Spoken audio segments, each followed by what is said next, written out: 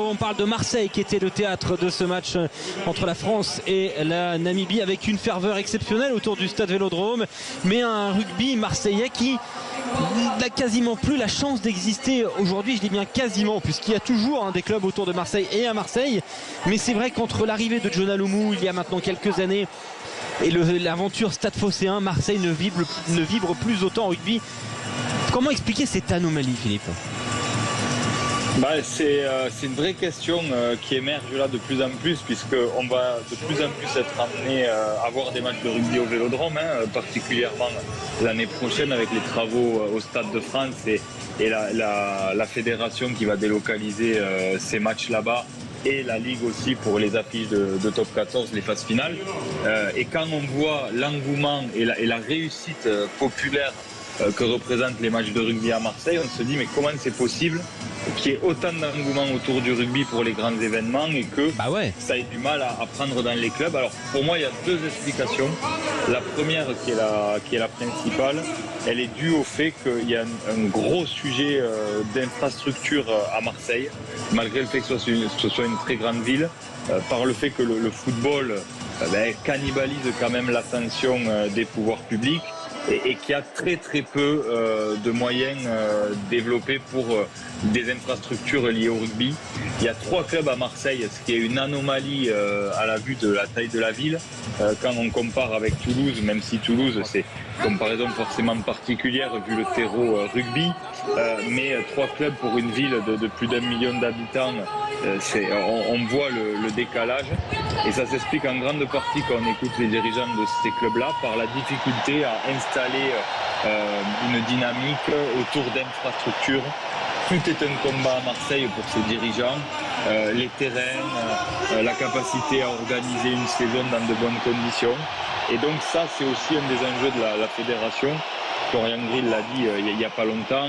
Il y a une relation à recréer avec la mairie de Marseille pour qu'il y ait un soutien un peu plus massif de la ville d'abord dans les infrastructures autour du rugby.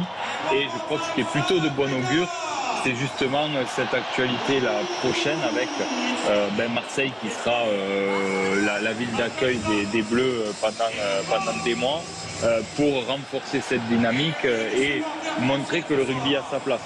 Après, le deuxième phénomène, il est lié directement à la concurrence du foot qui cannibalise énormément de choses et au fait que Marseille soit enclavé entre des territoires de rugby qui sont en train de prendre de la place. Parce qu'on voit le projet de Provence, d'Aix-en-Provence, qui est un club qui est très bien structuré et qui prend quelque part le lead dans la banlieue, la grande banlieue, j'allais dire marseillaise, puisqu'il y a des installations, puisqu'il y a un club professionnel, puisqu'il y a un vrai projet ambitieux.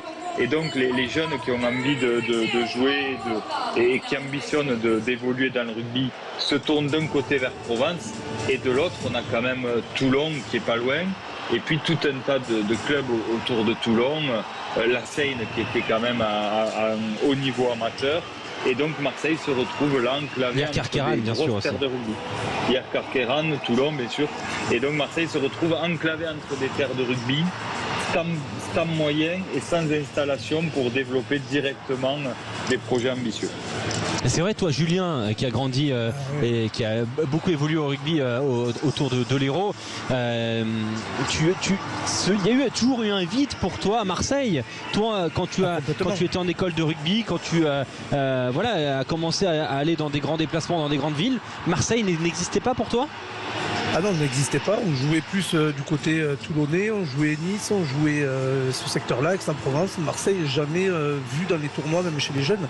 C'est vrai qu'il y a eu un prémisse avec l'arrivée de John Aloumou. Il y a eu quand même David Gérard. Il y avait notamment Alain Gardet qui a monté un peu ce projet aussi en tant qu'entraîneur à une certaine époque, sauf que les finances n'étaient pas présentes. Il y a eu une rétrogradation financière de la DNACG. C'est vrai que c'est en parlant avec Alain Gardet, qui était manager à ce moment-là aussi, le rugby à Marseille était étouffé totalement par l'OM. Là-bas, il y a, oui, il y a tellement une ferveur du foot que Et tiens, finalement, tu la peux pas ferveur que vivre. vous entendez derrière nous, c'est pour l'Irlande qui vient de rentrer au vestiaire. La ferveur est hallucinante au Stade de France. On vous fera vivre évidemment l'avant-match. C'est vrai que le foot, Marseille est une ville de foot, Philippe. Est-ce que Marseille peut devenir une ville de rugby autre qu'économiquement, puisque vraiment le premier vecteur est forcément l'argent que pourrait mettre Marseille, des investisseurs peut-être phocéens, mais derrière ça, en termes de popularité, en termes de ferveur, comment rendre Marseille une ville un peu plus rugby? Y a-t-il le potentiel?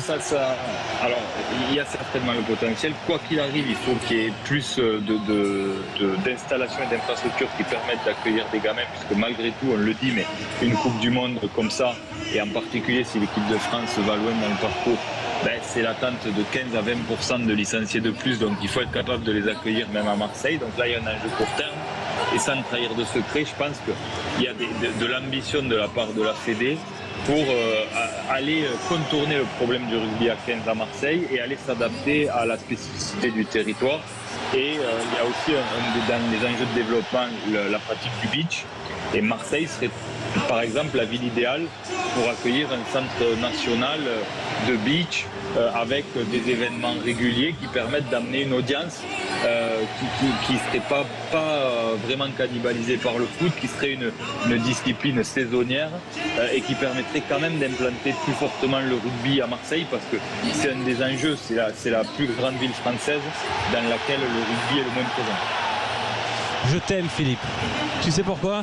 Parce que demain soir sur Sud Radio à 20h, à 17h15, nous recevrons celui qui fait vivre le Beach Rugby 5 à Marseille. Il sera sur Sud Radio demain sur notre antenne. Donc vraiment la transition est toute trouvée. Est-ce qu'on a fait le tour, Philippe, du rugby à Marseille? Alors on n'a jamais fait le tour, mais je pense qu'on a posé les bases de l'analyse de la situation et les perspectives d'évolution. En tous les cas, voilà, Marseille est quand même un écrin spécial pour le rugby français. On l'a encore vu contre la Namibie, on le reverra très vite pour les autres matchs que va accueillir Marseille. Et on a toujours beaucoup de plaisir à y aller. Et c'est vraiment une histoire particulière entre le rugby et cette ville et ce stade.